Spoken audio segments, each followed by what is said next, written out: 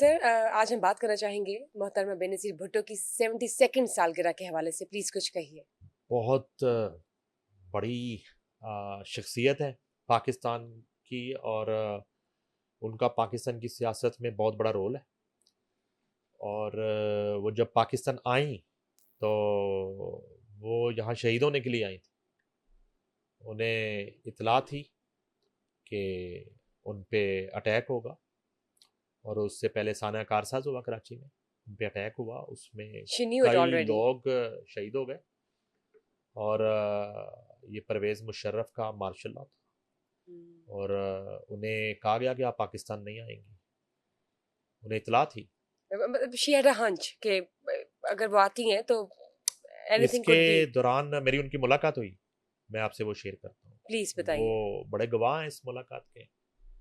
President Lahore press club Mohsin Guraya थे, मैं secretary था पंजाब यूनियन ऑफ जर्नलिस्ट का। Shahzad Hussain Bhatt president Punjab union of journalist. Arif Amir Bhatti मौजूद थे वहाँ पे, शफीक अवान, एजाज मकबूल, हम सब लोग मौजूद थे। मैंने उन्हें रिसीव किया था लाहौर प्रेस क्लब जब वो आई मार्शल्ला में। और हम आज़ादी सहाफ़त की और अदलिया की आज़ादी की लड़ाई लड़ रहे थे। और वो हमारी दरियों पे बैठने के लिए आई, हमारे साथ सॉलिडेरिटी करने के लिए आई। फरजाना राजा उनके साथ थी, मुझे आज तक याद है। मैंने उनको लाहौर प्रेस क्लब के गेट पर रिसीव किया, उनकी गाड़ी अंदर आई, वो गाड़ी से उतरी और हमें पता था कि उनको थ्रेट है। और चूंकि हम होस्ट थे और मेरी भी बतौर होस्ट मेज़बान मेरी ख्वाहिश थी कि वो जल्दी यहाँ से निकल जाए। हमारी जितनी क़यादत थी उस वक्त, हम सब का ये ख्याल था कि उन्हें जल्द अज जल्द, वो आ गई, उनका आना हमारे लिए काफ़ी था, चंद मिनट्स के लिए भी। वो आई, वो लाहौर प्रेस क्लब के लॉन में रुकी। ये मैं चंद दिन पहले की बात कर रहा हूँ, शहीद। और मौत उनके पीछे थी। उनके जो एक्सप्रेशन थे, उनकी जो आन बान और उनकी जो पर्सनैलिटी थी, वो बता रही थी कि वो बेखौफ है, उन्हें कोई डर नहीं है। लेकिन हमें ये खदशात थे कि इन्हें जल्द अज जल्द यहाँ से निकल जाना यहाँ से चाहिए निकल के और एक महफूज जाहिर है कि जगह उस तरह पर। की सिक्योरिटी, उनकी सिक्योरिटी साथ थी, हमारी अपनी सिक्योरिटी थी, पूरे अरेंजमेंट थे। वो आई, हमारे साथ कुछ देर रुकी, उन्होंने इज़हार यकजहती किया और उन्होंने कहा कि ये आमरीत का सूरज बहुत जल्द ढल जाएगा, बहुत जल्द जो है वो एक जमहूरियत की सुबह तलू होगी। ये उनके अल्फाज थे, मुझे याद है। सीनियर जर्नलिस्ट शफीक अवान, उन्होंने उन्होंने उन्हें तस्बीह एक दी, जो कहीं से बड़ी नायाब तस्बीह वो लाए थे, तो बड़ी खुश हुई। ये चंद झलकियां मैं आपको बता रहा हूँ जो हमारे सामने हुई। और फिर वो उसी तरह वो गाड़ी का दरवाज़ा हमने खोला, मैंने खोला और वो बैठी, फरजाना राजा उनके साथ थी, उनकी सिक्योरिटी निकली वहां से। कुछ ही दिन के बाद, कुछ ही दिन के बाद वो रावलपिंडी जलसा रख लिया उन्होंने। राइट।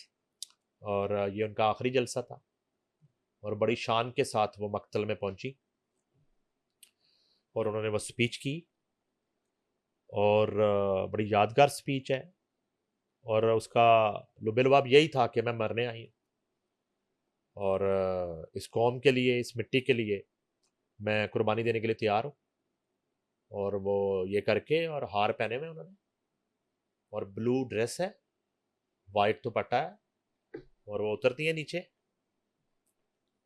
और जब वो अपनी गाड़ी में बैठती हैं तो उसी पंडाल में ही समझ लें कि उनको कत्ल कर दिया जाता है। जब एक मुबैना तौर पे कॉल आती है कि आप बाहर निकल के वेव कर दें लोगों को। नाहिद खान उनके साथ बैठी हैं सीट पे, और बीबी जो है वो उसका रूफ वो खोलती हैं, खुलवाती हैं उसका मिरर। बिल्कुल बिल्कुल। और जब वो जैसे ही बाहर बाहर आती निकलती हैं है तो वो उन पर। तो ये एक फायर उनको लगता है यहाँ पे, और उसी तरह वो नीचे गिरती है नाहिद खान की गोद में, और एक ब्लास्ट होता है वहाँ पे, और भी शहादतें होती हैं, बीबी शहीद हो जाती है। तो ये बहुत बड़ा नुकसान था। गड़ी खुदा बख्श के कब्रिस्तान में एक बड़ी कब्र जो है उसका इजाफा हो जाता है।